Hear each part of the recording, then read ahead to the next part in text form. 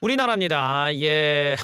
오늘 수도관 파열이 된 곳이 있었어요. 그래서 2시간 만에 복구됐다는데 상수도관 파열로 그냥 버스가 물에 차고 아주 난리도 아니었다고 합니다, 지금. 예. 요즘에 조금 사건 사고가 많네. 이거 뭐냐 이거. 예. 하여튼 물이 솟구치면서 현장 일대 모든 차로가 통제됐습니다. 아이고야. 보통 일이 아니네. 예. 저것 때문에 수도가 막혔나? 어. 또 충격적인 사건이 있었죠. 100m 교각 위 구조물이 엿가락처럼 휘고 흔들립니다. 이내 땅바닥으로 흘러내리듯 폭삭 주저앉고 자욱한 먼지가 솟구칩니다. 오늘 오전 9시 50분쯤 충남 천안과 경기 안성을 잇는 서울 세종고속도로 공사 현장에서 교각 위 상판이 무너지는 사고가 났습니다. 이 사고로 작업자 4명이 숨지고 6명이 병원에서 치료를 받고 있습니다. 사고를 목격한 주민들은 마치 전쟁터를 방불케 했다고 말했습니다. 그렇습니다. 오늘 또 다리까지 무너지는 사고가 있었어요. 예. 다행이라고 얘기할 수는 없겠지. 사망자도 있긴 한데 이제 밑에 차가 지나가고 나서 저게 블랙박스 뒤에 후 후미 쪽에 있는 블랙박스에 저게 찍힌 거야. 그러니까 다리 밑을 지나가고 있는 차가 저걸 찍어 가지고 오늘 제보가 됐는데 그 사람 죽을 뻔한 거지. 단 한 몇십 초 만에 예 깔려 죽을 수도 있는 상황을 벗어났죠. 예.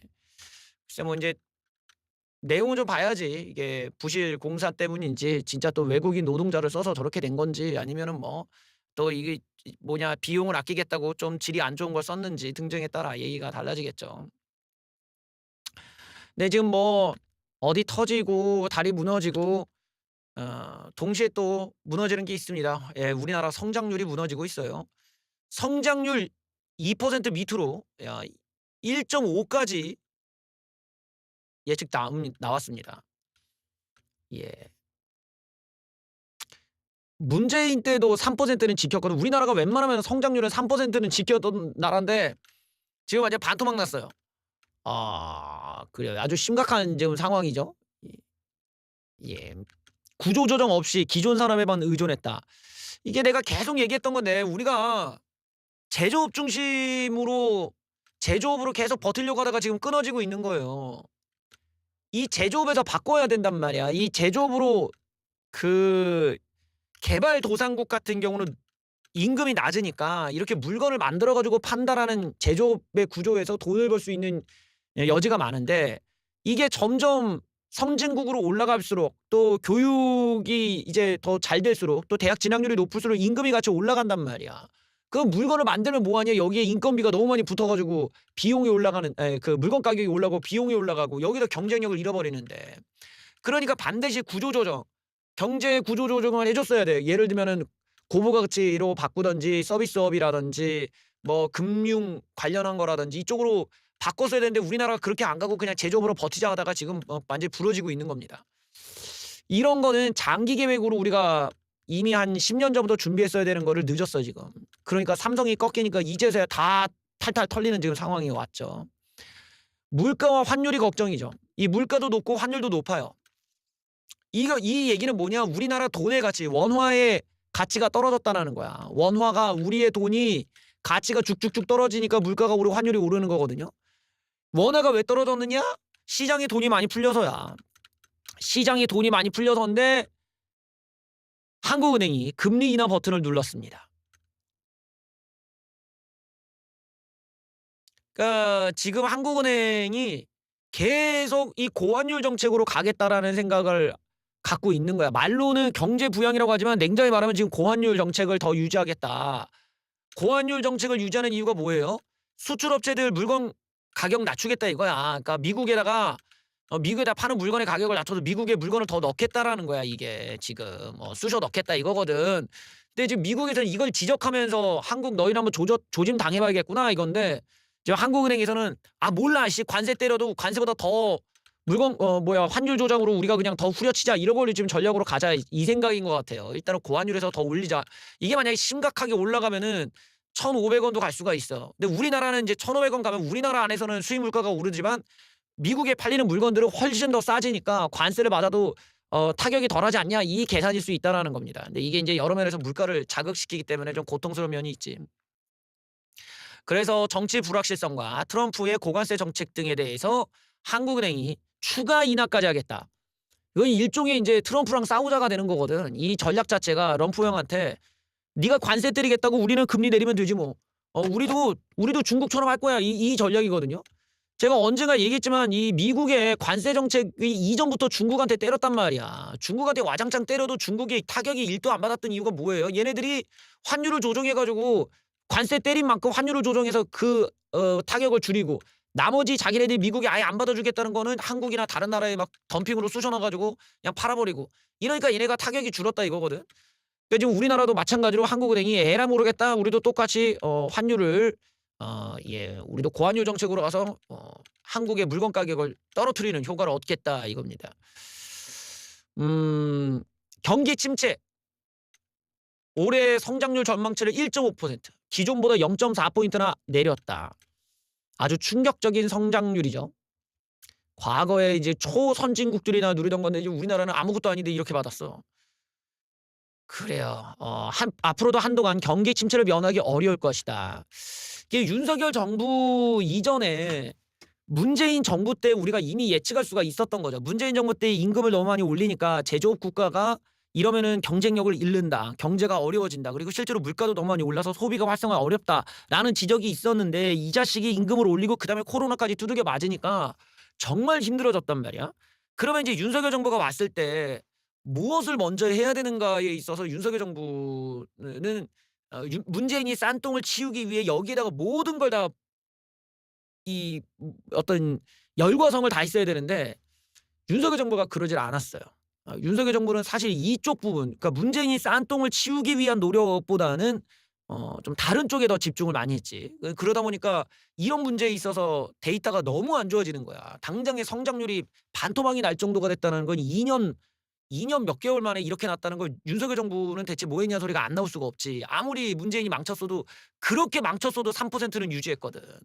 그러니까 이런 거는 윤석열 정부의 어떤 정책의 큰 실수일 텐데 그 실수가 결국 금리 정책과 이 고환율 정책 뭐 여기서 나올 수 있는 여러 가지 그 소비 활성화에 있어서 미온적이었던 부분들 좀 경제 부분에 있어서는 사실 좀 관심을 뒤로 하고 너무 이념적인 이야기에 그것 이념적이라고 얘기해야 될지 모르겠지만 뭐 이상한 그런 잘못된 뉴라이트 사상에 빠지다 보니까 그런 쪽으로 이야기들이 쏠려가 가지고 냉정하게 말하면 현실적인 문제에 있어서는 좀 뒤처져 있었다. 그리고 동시에 윤석열 정부에 와서 한국은행의 정책이 모두 다 실패했죠. 다 실패하면서 무슨 뭐 부동산을 잡은 것도 아니야. 물가를 잡은 것도 아니라 환율을 잡은 것도 아니야. 뭐 취업률을 늘린 것도 아니야. 투자를 유치한 것도 아니야. 다 틀렸어요. 예, 다 틀렸어요. 그러다가 지금 한국은행에서 에라 모르겠다. 그러면 돈이라도 더 뿌릴게 이러고 가는데 이 문제가 또 뭐예요? 물가를 더 올릴 수 있다라는 문제가 있습니다. 자 보세요. 여기 보면 현재 상황에서 경제 성장률 1%가 우리 실력이라고 지적을 했다. 그동안 구조 조정을 안 하고 기존 산업에만 의존했던 이 정부의 안이한 태도가 미래 성장 동력을 갉아먹었음을 창룡형이 창드래곤이 인정했다 이거예요.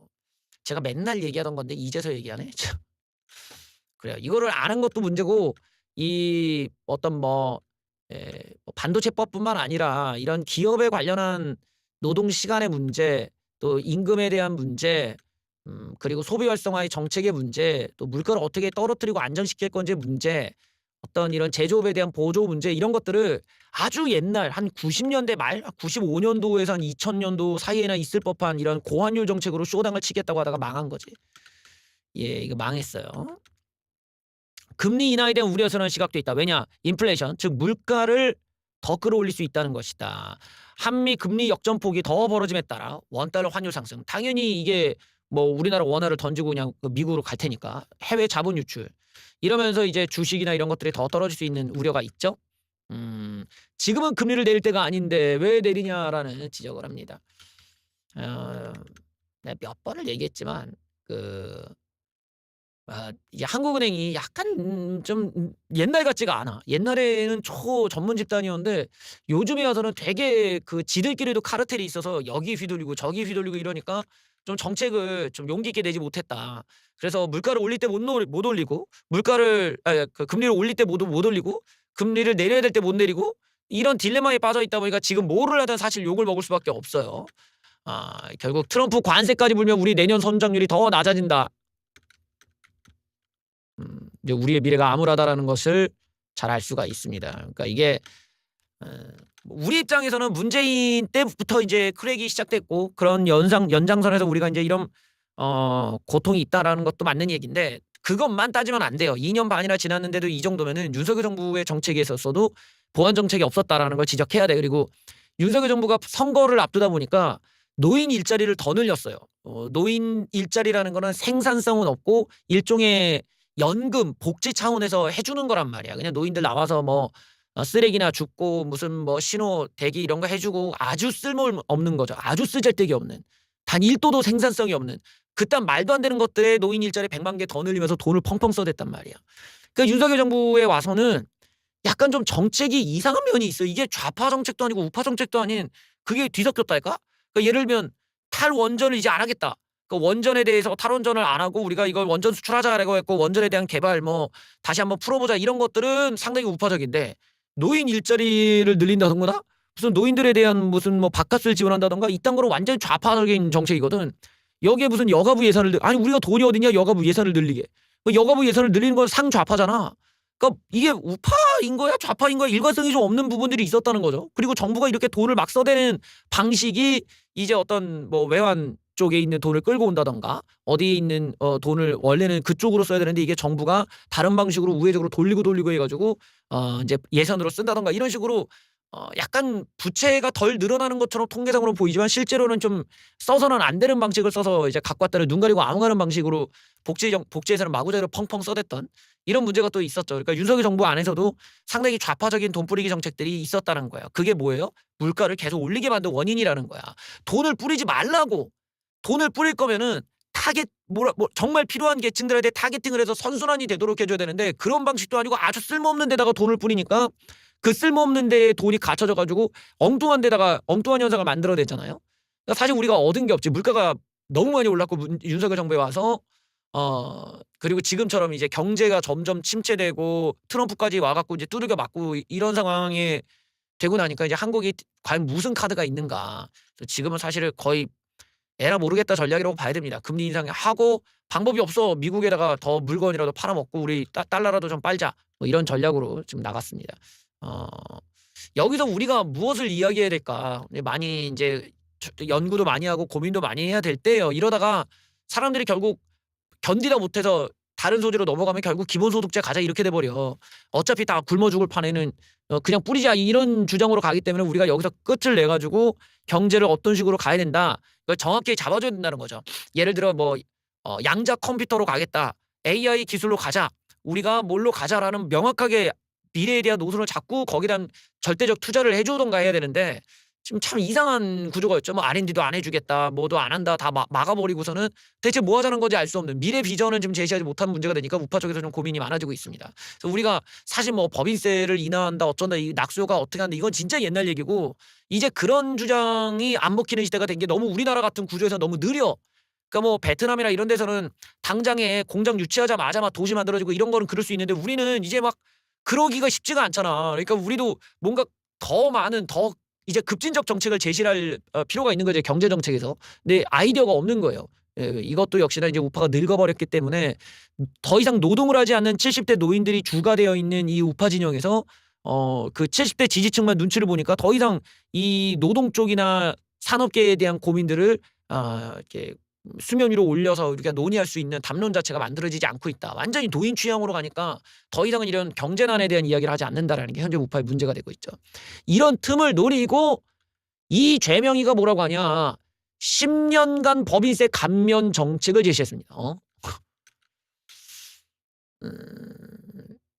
국내 생산을 하고 판매를 하면 최장 10년 법인세 혜택을 준다? 전기차 등 전략산업에는 세액공제를 해준다. 자 이거 뭐야 우리 정책 아닌가 이거. 이거 우리가 있던 거잖아. 더불어반민주당이 국가전략보호명분으로 전기차 등 저탄소 어쩌고저쩌고의 기업들의 법인세를 낮춰주는 세법 개정을 추진한다. 최장 10년간 법인세 가면 이거 얼탱이가 없네 이거. 조세 특례 제한법 개정안이다 해가지고 반도체, 백신 등등의 분야는 R&D 및 시설 투자 시 세액 공제를 받는데 이걸 더 늘려주겠다라는 거야. 5%씩 더 늘려주겠다. 야 이거 뭐냐 씨. 일본의 전략 분야 촉진 세제를 참고했다. 그래서 민주당에서는 법안 발의는 물론 토론회를 개최하는 것도 검토 중이다.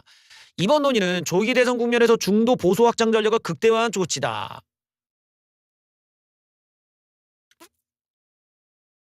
짜증나네. 이 짜증나네.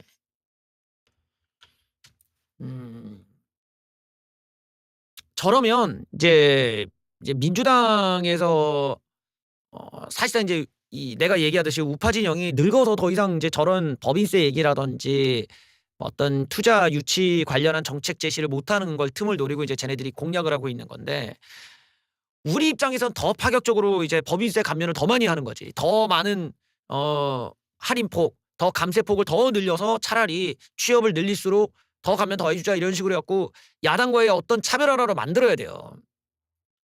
예. 2030도 잘못된 보수 이론을 갖지 않았냐.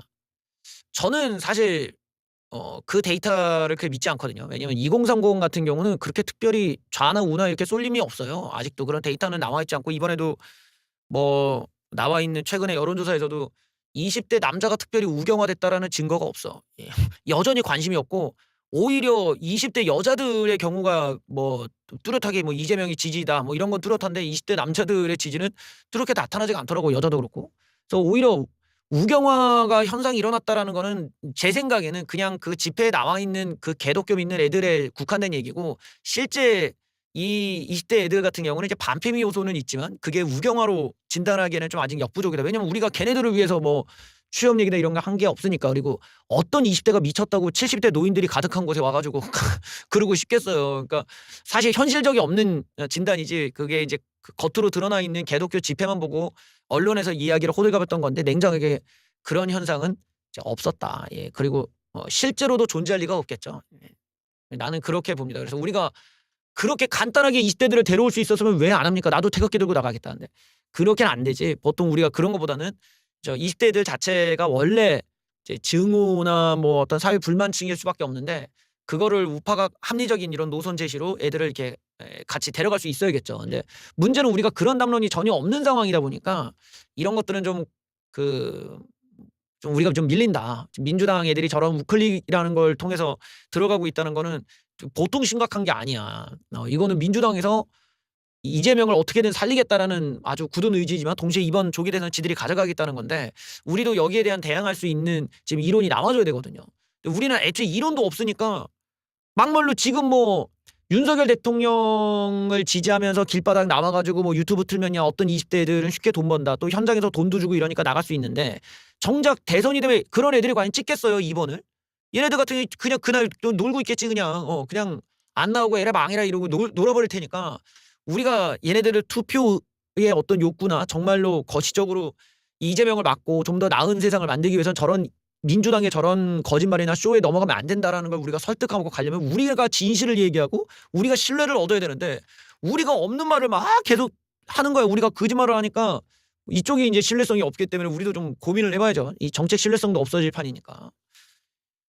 여기에 또 우리 김건희 여사님이 논문 표절 확정됐네? 예. 그래요. 우리 사회에 한때 한번 난리가 난 적 많았죠. 뭐 교수, 정치인, 뭐 어디 뭐 변호사 할 거 없이 논문 표절해가지고 아주 논란이 많았던 때가 있었는데 우리 김건희 여사도 논문 표절 확정 수순에 갔습니다. 예, 이로 인해서 이제 우리 김건희 여사가 결과가 여기에 따라서 이제 학교가 논문 표절에 따른 이제 징계를 내려요. 그 징계에 따라서 만약에 이 논문이 모두가 부정된다. 그러면은 우리 이제 박사학위도 다 날라가고 석사도 날라가니까 이제 고졸이 되는 거야. 예. 고졸 되셔서 순식간에 박사가 고졸로 떨어지는 이런 상황이 벌어지는 거지. 우리나라가 이런 게 많이 문제였죠. 이런 게 문제가 공정하지 않은 무언가가 있단 말이야. 우리나라에 어떤 이런 학벌이 확보되고 박사가 되는 과정, 석사가 되는 과정이 공정하지가 않아. 그거의 연장선이 또 공천의 불공정이 있잖아요. 공천도 공정하지가 않아. 우리 사회 곳곳이 불공정이야. 이거는 뭐 좌우를 막론하고 다 일어나잖아요. 아니 논문을 표절한 애가 어떻게 방송에 나와서 아는 척을 하냐 이거야. 표절 자체가 문제인데. 근데 왜 자꾸 나오냐? 그 방송을 출연시키는 PD도 표절해. 거기 작가도 표절이야. 다 표절이야. 우리나라가 이런 불공정의 사회가 너무 뿌리 깊게 박혀 있다. 이러다 보니 저 김건희 여사의 논문 표절 문제가 파악하기가 어려운 사건도 아니잖아요. 근데 이렇게 오래 걸린 이유가 뭐냐? 이걸 가지고 내부에서 야, 저때 당시는 논문 표절이 많았지 않냐? 흔하지 않냐? 넘어가자. 이런 식으로 중간에서 이걸 겐세이 치던 또 다른 교수 새끼들이 한둘이 아니었다라는 거야. 털면 다 나와. 털면. 근데 이게 얼마나 큰 문제냐면 우리가 결국 학벌이라는 것의 의미는 그 사람이 갖고 있는 전공 분야에서 이 사람이 얼마나 깊이 있게 연구를 하고 그 연구했던 그 사람의 고찰이나 그 사람이 탐구했던 방식이나 이런 것들이 우리 사회가 격식을 갖춰놓은 나온 어떤 방식에 대해서 이 사람이 그 안에서 이런 연구 결과를 해냈도다에 대한 결과가 학벌인 거야. 그래서 그 사람이 나름대로 우리 사회의 전문가로서 활동할 수가 있고 그 사람의 말을 통해서 우리가 좀 더 사회의 미래를 만들어갈 수 있는 거 아니야. 그러라고 전문가가 있는 거고 전문가가 그래서 높은 학벌을 갖게 되는 거고 그래서 우리가 박사학위가 더 권위가 있는 건데 저딴 식으로 논문을 죄다 표절을 해대니 이제는 권위가 없어진 사회가 된 거라고. 전문가를 안 믿어. 왜 그걸 이걸 얘가 했던 얘기가 다 똑같아. 다 베껴. 문단을 통째로 베껴대. 그러면 그런 놈들이 무슨 전문가냐 이거야. 이러니 우리가 전문가를 안 믿어요. 그럼 누굴 믿어? 어디 정신병자 틀투브를 믿어요. 과거에 북한 찬양하다고 지금 와서 우파라고 외치는 이런 전응아스러운 틀투브들을 믿어요. 과거에 뭐 했는지도 모르는 어떤 찐따 같은 새끼들이 하는 헛소리를 믿어요. 어디 논문 하나 써본 적도 없는 전응아들을 믿는단 말이야. 이게 우리가 지금 겪고 있는 문제거든. 전문가의 권위는 떨어지고 가장 밑바닥에 덜 떨어진 놈들의 말을 더 믿어버리는 이런 바보 같은 일들이 지금 우리 사회에 가득하게 깔려 있다는 거예요. 이게 지금 우파 쪽까지도 다 이제 스며들어서 지금 우파 진영도 완전 우스꽝스러운 일들이 벌어지고 있죠. 미국 한번 가본 적도 없는 애가 CIA 요원이 돼 있고 어디 정치에 대해서 제대로 알아보지도 못하고 인문학 책 한 번 읽어본 적도 없는 전응아 같은 새끼들이 정치를 분석한답시 얘기하고 다 틀려. 그런 새끼들이 우리 총선 이길 거래. 말이 되냐 이게 지금 현상이. 아무런 권위도 신뢰도 없는 팩트도 없고 진실도 없고 분석도 없고 해석도 없는 이런 전응아 같은 새끼들에게 너무 많은 걸 맡겨. 그리고 다 틀려. 그러면 틀렸으면은 야 이 새끼야 왜 틀리냐고 혼을 내는데 그게 아니야. 멍청한 놈들끼리 모여서 전문가들의 권위보다 지들 안에서의 멍청한 것들을 공유하는 것이 더 큰 지식이고 더 큰 믿음으로 이제 바뀌어버린 겁니다. 이런 데에서 우리 사회에 이런 공정하지 못한 논문 표절의 문제들 이제 지적해야 될 겁니다. 저는 졸업할 때 논문 쓰고 졸업했는데 정작 웃긴 거는 우리 세대들한테 논문 쓰라고 할 때는 진짜 개빡세게 시킨단 말이야. 그래놓고 윗세대들은 저렇게 갖다 베껴가지고 하니까 얼탱이가 없는 일이 얼탱이가. 우리는 막 무슨 인터넷에 있는 한 문장만 베껴도 교수가 막 뭐라고 해. 이건 무조건 D다 막 이러고. 그래놓고 윗세대들은 다 저러고 살았다라는 점에서 얼마나 큰 배신감을 느끼겠냐 이거야. 보통 저거 논문 쓰면 그냥 1년 걸려. 1년 동안 저지랄하고 있어야 돼. 계속 도서관에서 이거 하고 있어야 되는데 그런 애들만 억울한 거지. 그런 애들이 논문 했던 사람한테 싸싸 하면서 잘 보여야 한 자리 얻는다는 이 더러운 구조가 너무 역겹다 이겁니다. 이 김건희 여사도 지금 저런 일이 나왔으면은 대국민 사과 바로 나와야 돼. 죄송합니다. 내가 논문 표절해서. 근데 이게 지금 우리나라가 이게 절제가 안 되고 논문 표절한 사람이 무슨 공무원이 되고 장관이 되는 나라구나. 이거 내가 이 노래 만든 지가 벌써 8년 전이다. 8년 전. 몇 년 전이냐? 7, 8년 전이다. 논문 표절한 교수가 장관이 되는 나라구나. 그냥 어마어마합니다. 그래서 조만간 조만간 우리 김건희 여사님 논문 표절한 거 요거 결과에 따라서 우리 김건희 여사님 고졸자 될 수도 있어요. 예. 고졸 되실 수 있습니다. 근데 이 논문 표절도 이 그 정도가 있어. 그래서 이 논문 표절이 예를 들어 너무 심하다. 그래서 아직 논문 취소급이다. 면은 이제 고졸되는 거고, 취소까지는 아니고 이제 경고 뭐 어떤 일정의 제재 정도면은 석사는 유지될 수도 있겠죠.